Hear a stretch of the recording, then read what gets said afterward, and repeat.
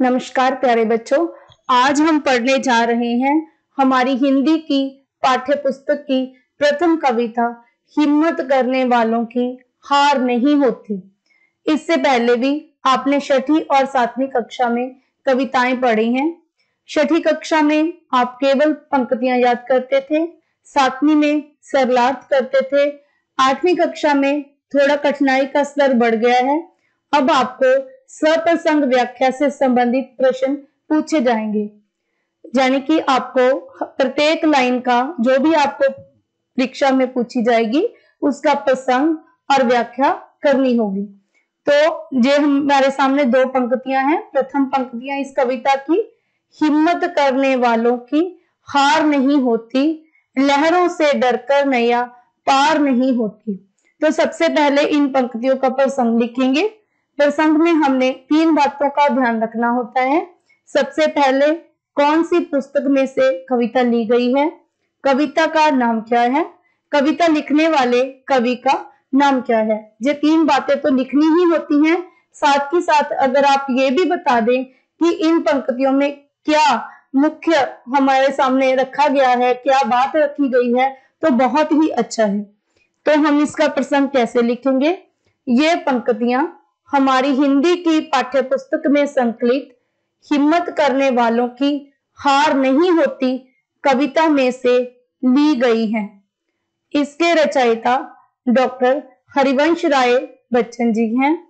इन पंक्तियों में कवि ने हमें जिंदगी में हिम्मत, हौसला रखते हुए आगे बढ़ने की प्रेरणा दी है।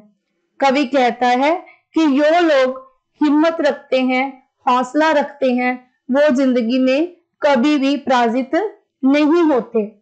तो अब इन पंक्तियों का अर्थ जान लेते हैं। हिम्मत करने वालों की हार नहीं होती, लहरों से डरकर नैया पार नहीं होती। हिम्मत जाने की हौसला, नैया जाने की नौका। तो कवि हमें क्या कहते हैं? कवि कहते हैं कि जो लोग जीवन में हिम्मत से, हौसले से आगे बढ़ते हैं, वो जिंदगी में कभी भी उनको कभी भी हार प्राप्त नहीं होती। उदाहरण देते हुए कवि बताते हैं कि जैसे लहरों से डरकर नैया पार नहीं होती। अगर हम समुद्र में उतरते हुए लहरों से डरेंगे तो हमारी नौका, हमारी कश्ती नदी के उस पार नहीं जा सकेगी। इसी प्रकार जिंदगी में जो लोग हिम्मत से आगे बढ़ते हैं वो कभी भी पराजित नहीं होते। आगे का पद्यांश देखते हैं। नन्ही चींटी जब दाना लेकर चलती है, चढ़ती दीवारों पर 100 बार फिसलती है।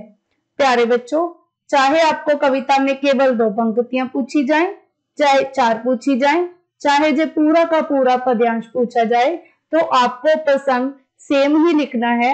वैसे ही जैसे मैंने आपको पहले बताया कि ये पंक्तियां, या तो आप ये पंक्तियां शब्द यूज कर सकते हो या फिर यह पद्यांश हमारी हिंदी की पाठ्य पुस्तक में संकलित कविता हिम्मत करने वालों की हार नहीं होती में से लिया गया है। अगर पद्यांश है तो लिया गया है, अगर पंक्तियां हैं तो ली गई हैं।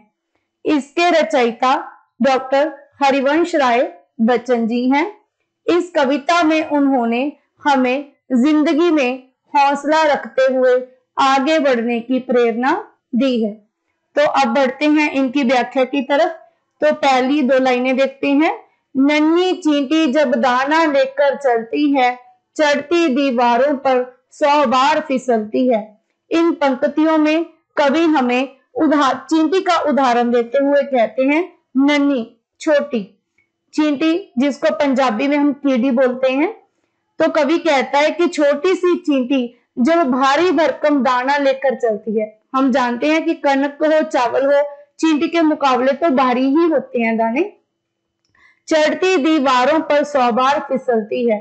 जब नन्ही सी चींटी, छोटी सी चींटी भारी भरकम बड़ा सा दाना लेकर चलती है और दीवारों पर चढ़ने की कोशिश करती है तो सैकड़ों बार फिसल जाती है।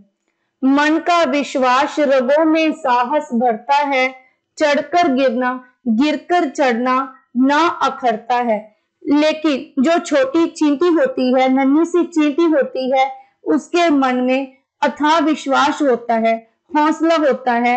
वही हौसला उसके रगों में, उसकी नस नस में हिम्मत भर देता है, साहस यानी कि हिम्मत भर देता है, और उसको बार बार चढ़ते हुए गिरना और गिरते गिरते फिर चढ़ना बिल्कुल भी बुरा नहीं लगता।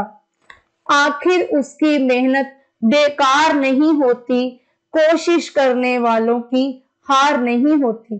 तो कवि कहते हैं कि अंत में उसकी की हुई मेहनत, बार बार चढ़ना, बार बार गिरना बेकार नहीं जाता, निष्फल नहीं जाता।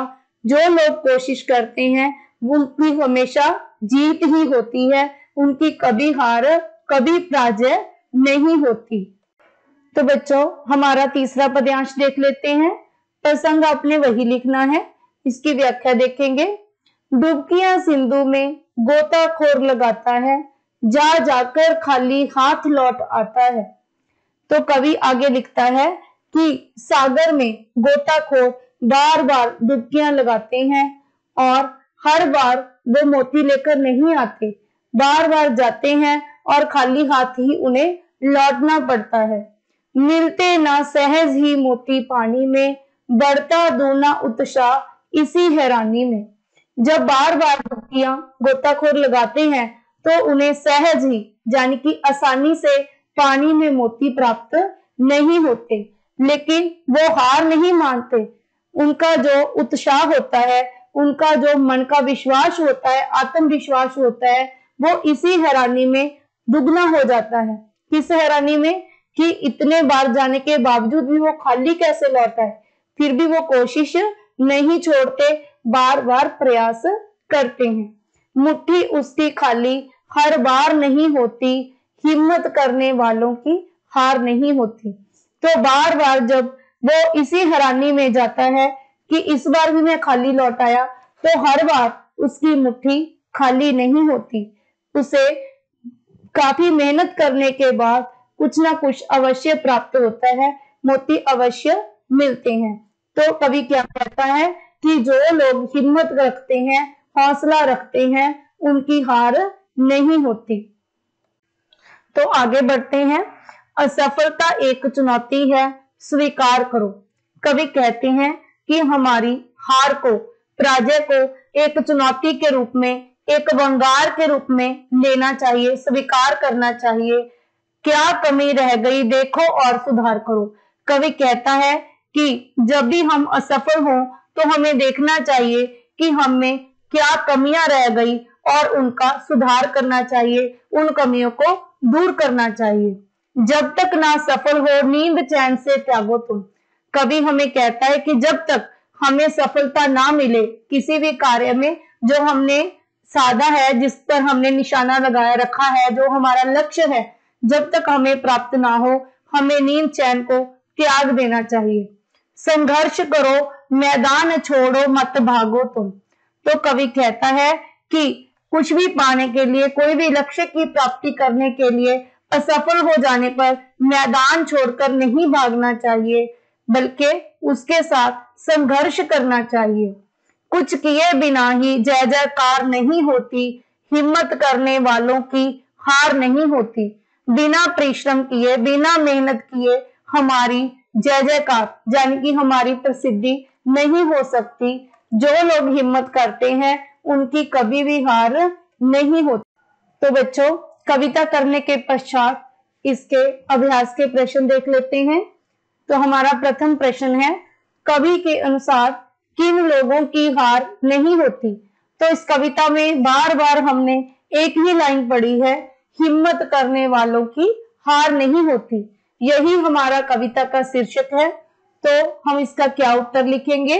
कवि के अनुसार हिम्मत करने वाले लोगों की हार नहीं होती। अगला प्रश्न देख लेते हैं, नन्ही चींटी की क्या विशेषता है। नन्ही चींटी जब दाना लेकर दीवार पर चढ़ती है, सैकड़ों प्रयास करती है। बार बार प्रयास करने से उसके मन में विश्वास भर जाता है और वह आखिर में दीवार पर चढ़ने में सफल हो जाती है। तो बच्चों हमारा तीसरा प्रश्न है, गोताखोर सिंधु में डुबकियां क्यों लगाता है? तो हमने पढ़ा था गोताखोर मोती निकालने के लिए सिंधु में डुबकियां लगाता है। हमारा अंतिम प्रश्न है, हिम्मत करने वालों को असफलता को किस रूप में स्वीकार करना चाहिए? तो हमने पढ़ा था असफलता एक चुनौती है, स्वीकार करो। तो इसका उत्तर क्या आएगा? हिम्मत करने वालों को असफलता को चुनौती के रूप में स्वीकार करना चाहिए। तो बच्चों आपको ये कविता कैसी लगी? मेरे चैनल को ज्यादा से ज्यादा लाइक करें, शेयर करें और सब्सक्राइब करें ताकि आने वाले पाठों की वीडियोस देखने के लिए आपको नोटिफिकेशंस मिलते रहें। धन्यवाद।